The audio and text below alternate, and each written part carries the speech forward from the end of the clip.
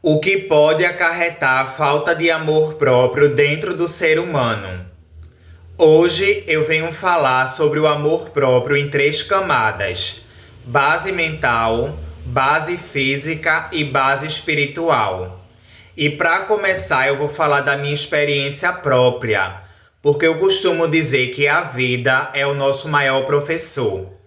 E desde já, quando a gente fala de amor próprio, a gente começa a investigar a nossa criança interior. Sim, a infância é uma terra que a gente sempre pisa. E muitas das vezes a gente leva essa criança ferida para a fase adulta e nem sabe. Bem, eu vim de um lar disfuncional, né? Escasso tanto afetivamente quanto financeiramente.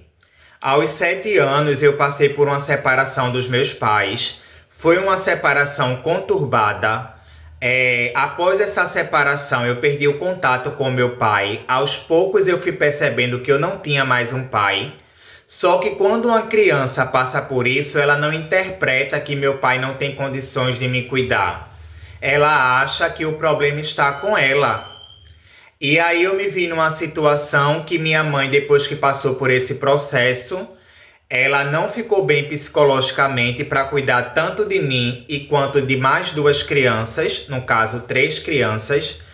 E aí eu também fui percebendo que minha mãe não conseguia ser mãe. E aí entrou outras pessoas da família para tentar educar, para tentar colocar limite. E mesmo assim, algo dentro de mim ficava disfuncional. Eu me lembro que eu via as crianças, né, passeando com seus pais. Eu via as crianças com seus pais na escola, prestando atenção, dando afeto, dando carinho. E eu me perguntava por que eu não poderia ter aquilo. E aqui eu não estou falando, gente, que não foi falta de amor. Mas só que investigando a linhagem dos meus pais, eu também descobri que eles também não tiveram amor. Então, como é que a pessoa vai dar amor e afeto se ela não teve? E aí fica muito difícil a gente querer cobrar algo se a pessoa não tem. Mas isso também não deixou de ter marcas na minha vida, porque eu era uma criança indefesa e eu me vi completamente só. Porque na psicanálise, na psicologia, a gente fala muito sobre o papel do pai e da mãe dentro de um ambiente afetivo. Geralmente a mãe, ela leva o carinho, ela leva o cuidado, a afetividade, ela leva o acolhimento. Já o pai, ele coloca mais o limite, ele dá a proteção, ele ensina você a se preparar para ir para o mundo. E eu não tive nada disso, nem da parte da mãe, nem da parte do pai. Apesar de saber que poderia existir até um sentimento, mas eles não souberam expressar aquilo que eu precisava. Só que no tempo, como eu era criança, eu não entendia. E logo em seguida eu fui para a escola, né, como toda criança. Quando eu chego na escola, achando que iriam me aceitar, que iriam me acolher, né, mais uma vez eu fiquei com a sensação de não estar com pertencimento. Porque aí quando eu chego lá na escola, eu descobri que eu era diferente dos outros meninos. Eu era uma criança mais empática, mais introspectiva, mais ligada ao mundo das ideias. Fui descobrir lá na frente que meu temperamento era melancólico. E temperamento melancólico não quer dizer meloso. Temperamento melancólico quer dizer uma pessoa ligada à criatividade, uma pessoa mais que sente mais, uma pessoa que observa mais, uma pessoa que é mais introspectiva, que é mais na dela. Isso não significa timidez, isso não significa meloso e muita gente confunde isso, tá? E aí quando esses meninos percebiam que eu era diferente deles, começou uma grande perseguição na escola, tá? Inclusive até os professores não me defendiam porque achavam que eu tinha que me enquadrar e ser parecido com a multidão. Eu tinha que parecer com todo mundo. Então, por eu ser diferente, eu paguei um preço caro.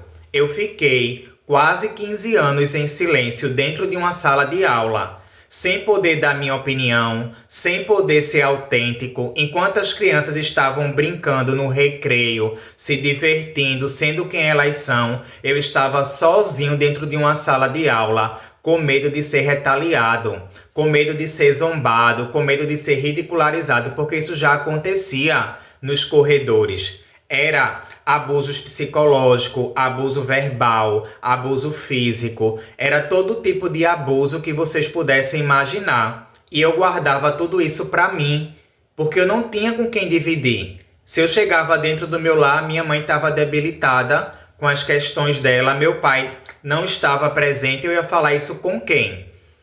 Por conta disso, eu me fechei, ao mesmo tempo eu amadureci muito rápido, com toda essa carga, com toda essa dor, e eu me sentia invisível, eu me sentia insuficiente. Por mais que algumas pessoas às vezes me elogiavam, mas eu não absorvia isso. Eu não me entendia, eu não me via. Então, o primeiro ponto que eu quero mostrar para vocês é como foi a sua infância. Será que tem coisas que você está levando para a vida adulta que você não sabe? Será que o que você está levando de ferida, de trauma na infância tem acarretado na sua falta de amor próprio? Essa é uma questão. E chegando na parte física, né? Mais lá na frente eu vou detalhar para vocês. Antes de eu ir para esse foco físico, abriram igreja ao lado da minha casa. E aí me convidaram para participar.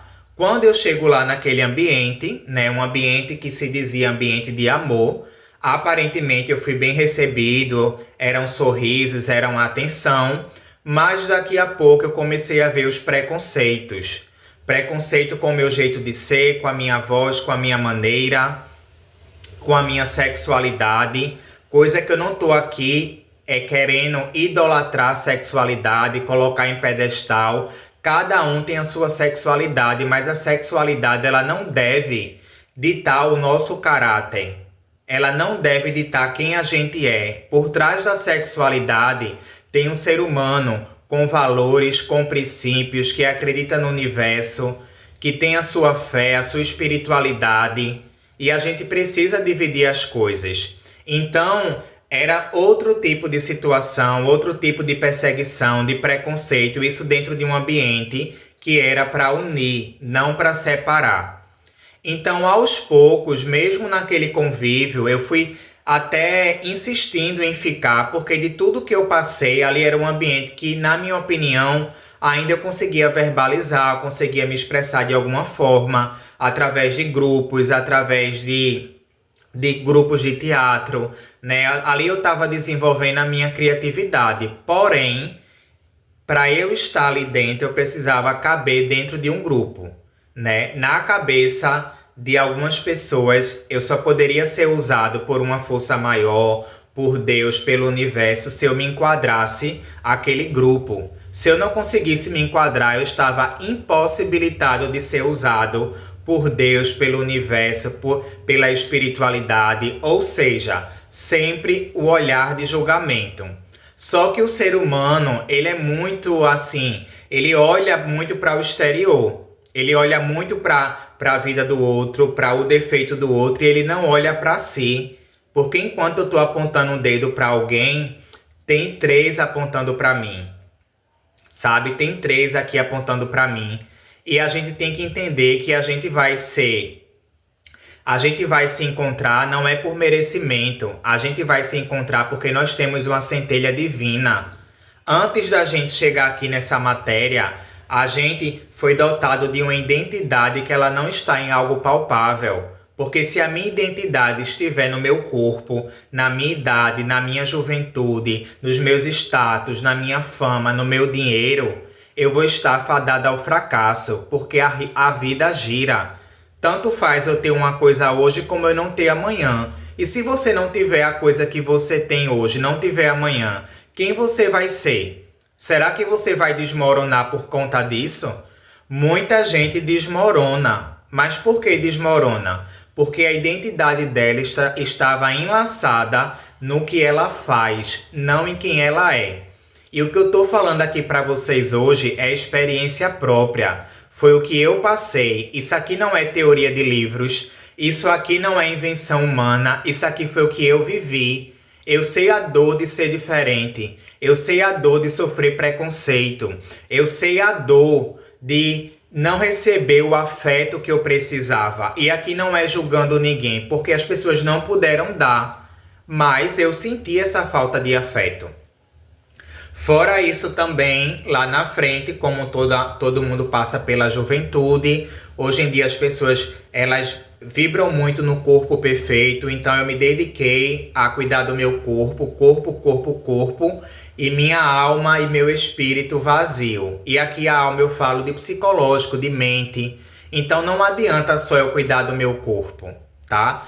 Se minha alma estiver em pedaços, se meu espírito não estiver aceso, e aí eu me dediquei ao corpo, cheguei num corpo bacana, as pessoas me elogiavam, tá? Eu atraía olhares, mas ainda assim não era um olhar pela minha essência. Era um olhar só pelo meu corpo, por quem eu era do lado de fora. E eu também não me sentia amado, não me sentia valorizado. Quantos e quantos artistas hoje em dia ou pessoas se dedicam a ter aquele corpo maravilhoso, mas no entanto as pessoas chegam para ela por causa do corpo.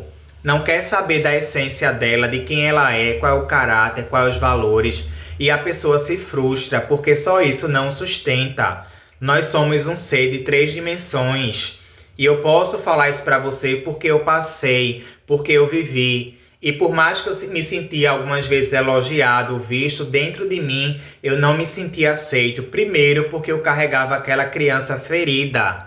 Depois, além de vários traumas, traumas de abandono, traumas de falta de afetividade, trauma do silêncio, né? É muito difícil você passar pela vida e não poder ser autêntico, não poder ser quem você é, viver dentro de máscara, dentro de capa, para caber para a sociedade, para caber para a família, para caber para a religião, para caber para A, para caber para B. Gente, isso cansa. Tem gente que o corpo grita, vem ansiedade, vem tremedeira, vem medo. Porque nós fomos criados para expressar quem realmente a gente é. Entende?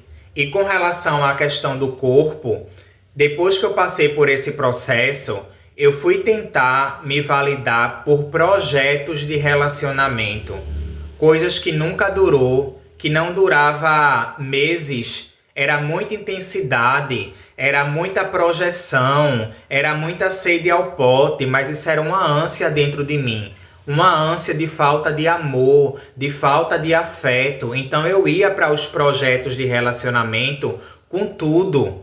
E aí eu era ridicularizado, eu era invalidado, né? Do tipo de dizer, para que isso tudo? Né? Por que isso tudo? E hoje eu entendo que essa agonia, que essa projeção, que essa intensidade toda era problema com a minha criança interior. O que eu não tive dentro do meu lar, eu queria buscar em coisas e em pessoas. E mesmo assim, vivendo tudo isso, ainda me encontrava vazio, ainda não me via, ainda não me amava, ainda não me respeitava.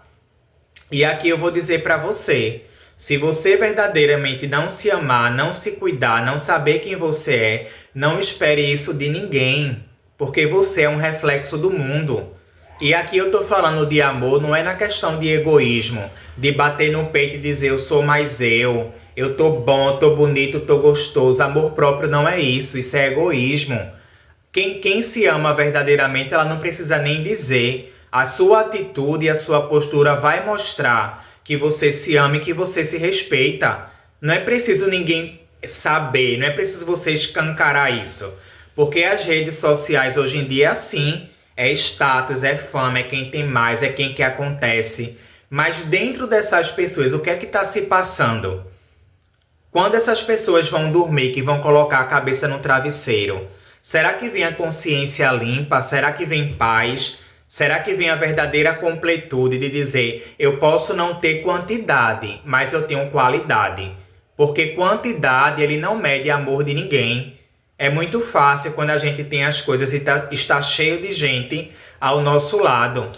Eu quero ver nos momentos difíceis. Eu quero ver nos momentos de dores, de sofrimento, que é inerente a qualquer ser humano e não tem como a gente fugir disso. Então, essa parte minha era a parte que eu estava completamente deslocado. E eu não sabia que tudo isso mexia com a minha criança interior. Então, como é que eu ia desenvolver um amor próprio, um sentimento de pertencimento, se eu já nasci num ambiente escasso, num ambiente realmente que não pôde me dar o afeto que eu precisava? E olhando hoje em dia sem julgamento, simplesmente porque eles não foram capazes de me dar porque eles também não receberam. E quando a gente fica adulto, a gente para de culpar o outro, a gente para de olhar para o outro e dizer o que eu, enquanto adulto, posso fazer com a minha vida. O que eu posso fazer comigo? Porque eu estou cansado de repetir padrão. Eu estou cansado de estar o tempo todo rodando nas mesmas situações e sempre caindo do mesmo jeito, da mesma forma. Até o momento que você diz, não, agora eu preciso investigar. E aí, quando você vai investigar, você vai lidar sim com dores, com sofrimento, com coisas que estavam guardadas, que você nem sabia. Mas é uma dor e um sofrimento que vai te libertar, que vai te mostrar a verdade, porque é melhor a gente saber da verdade do que estar o tempo todo sendo enganado pela nossa própria mente, pelos nossos próprios conceitos e pelas crenças que a gente adquiriu quando a gente era mais novo, tá? E nesse processo, né, de projetos de relacionamento, sempre vinham pessoas feridas, que feriam e, consequentemente, deixava aquela marca. E aí, se você não vigiasse, você acabava ferindo também porque foi ferido. Quantas e quantas pessoas não se metem em vários relacionamentos tentando buscar a completude e a felicidade? Ela é ferida e ela fere, ela é ferida e ela fere, vive dentro desse ciclo. E depois culpa o universo, culpa até uma força maior porque as coisas não dão certo. Mas é um padrão que você está repetindo e você não sabe. E agora, né, falei para vocês sobre a questão psicológica, sobre a questão física, e tem a parte que para mim é primordial, que é a parte espiritual. Espiritualidade não tem nada a ver com religião, tá? Espiritualidade é uma fé interna que cada um desenvolve e tem. É importante que essa sua fé te leve para um lugar de ser um ser humano melhor, de buscar um sentido para a sua vida. A mente, ela começa a fazer sentido quando a gente busca propósito, quando a gente busca sentido. Mas antes de eu buscar esse sentido e esse propósito, eu preciso limpar todas essas sujeiras que estavam entranhadas dentro de mim, desde o momento da infância até aqui, para que essa luz espiritual venha raiar, tá? E a espiritualidade, ela não é colocada em caixa. O universo, Deus está em todo lugar. Depende da sua entrega, depende da sua devoção. Nós somos a casa, nós somos o templo. Eu não estou invalidando as questões que as religiões fazem. Eu não estou invalidando isso. Eu sei que tem muita gente séria, eu sei que tem muita gente que cumpre aquilo que está dentro do coração dela, que não é preconceituosa, que é uma pessoa que acolhe, mas eu quero dizer para você também que existem várias pessoas que estão disfarçadas, que estão com essa mente empobrecida, levam as coisas muito ao pé da letra, gosta de acusar o outro, de dizer quem está apto e quem não está, para estar dentro dessa espiritualidade, para estar dentro dessa luz, como se a gente merecesse estar aqui. Não é por merecimento, é por um amor maior, é por uma força maior, porque nós somos imperfeitos do jeito que somos. Mas o que eu quero chamar vocês hoje é para investigar dentro de si. Eu não quero saber do que acontece com o outro, dos processos do outro, porque o outro vai cumprir o propósito dele. Eu preciso cumprir o meu, eu preciso entender quem sou eu. Porque aí se eu começar a ficar dentro de caixa, para você desenvolver a sua espiritualidade, você tem que ser de A. Para você desenvolver a sua espiritualidade, você tem que ser de B. Você tem que ser de C. E esquece o principal, que é ser do universo. O contato é assim, ó, reto, para cima, não aos lados. Às vezes, os lados podem até ajudar, com uma palavra, com uma direção, mas a gente tem que entender que o universo ele é amplo, não se pode colocar ele dentro de uma caixa, tá? Existem várias situações que a espiritualidade pode falar com você aonde você estiver, só basta você se abrir, cuidar da sua mente, cuidar do seu corpo e se respeitar. Porque se nós somos um templo, eu preciso me respeitar, eu preciso saber que dentro de mim eu quero que essa luz, que essa força maior se manifeste. Então eu preciso me nutrir, eu preciso me cuidar, eu preciso ser sério com os meus valores, com o meu caráter. Eu não posso negociar quem eu sou para poder caber, para poder agradar. Porque o ser humano muitas das vezes se trai porque ele quer pertencer, ele quer um aconchego, ele quer um cuidado, ele quer fazer parte. Mas nisso que ele quer fazer parte, ele se frustra. Por quê? Porque ele quer tentar ser quem os outros acham que ele deve ser. E não é assim que funciona, gente.